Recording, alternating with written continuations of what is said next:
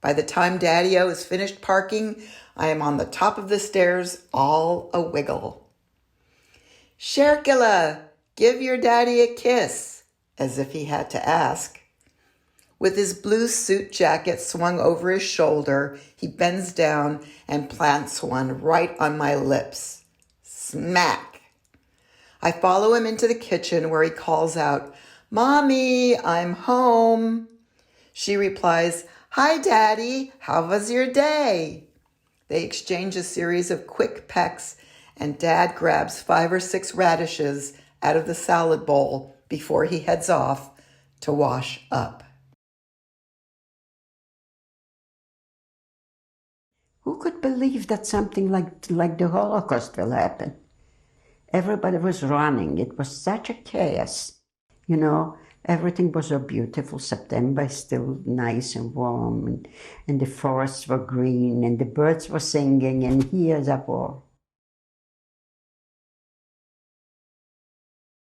And she ironed his underwear because she didn't want him to feel anything other than like pristinely cared for. How did he notice that as a great loss? Like, who took that up? My mom had Alzheimer's at the end of her life, and so he had never done anything. He'd never picked up a plate and put it in the sink. He never washed a dish. As she started to grow, lose a little bit of her mental abilities, he would start to put, the dishes in the sink, and then when she died, he had to figure out where the forks and spoons were. I believe only in love. Everything else on earth lacks meaning. When my dad and I are in the office, I join him and my uncle for lunch. One day we go out for Chinese food to Paul's Kitchen, one of our regular spots. When the fortune cookies come, I pick one off the plate and open it. I'm stunned at its message. There is no debate. Art is your fate. I read it aloud and watch as the blood drains from my father's face. I cannot escape.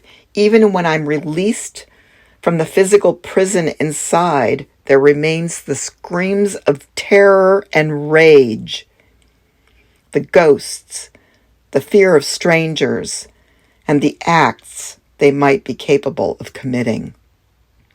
I live in a house filled with ghosts, the martyrs of a war that informs who I am. The way the negative spaces in a drawing make vital that which has been drawn. And while I walk down the hallway in silence, the walls moan. The distances between objects are filled with grief, mistrust, and self-loathing.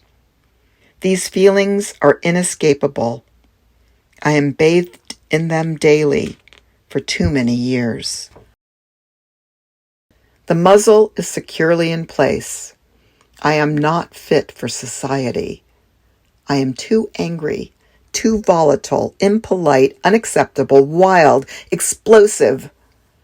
I am a wilde Haie. I will tear your flesh from your bones. This is not a play. This is not a reenactment. This is not a petting zoo, and I am not your pet. I have been caged for much too long. And don't delude yourself by thinking I have forgotten all that is wild in me.